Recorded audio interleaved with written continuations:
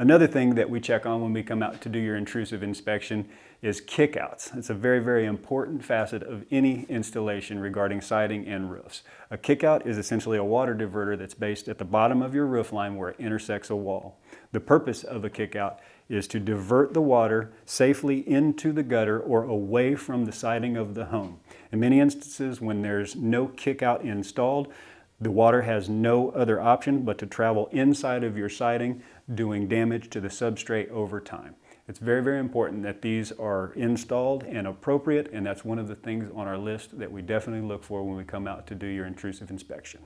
The amount of damage that the lack of a kickout can contribute to over time is extreme. If you can imagine a third story of a home experiencing damage from a lack of a kickout could potentially damage all 3 stories underneath the siding all the way down to the ground. And if you're working with a stucco home that's sided in stucco, you generally can't see that amount of damage until you crack the egg of the stucco and get inside and see.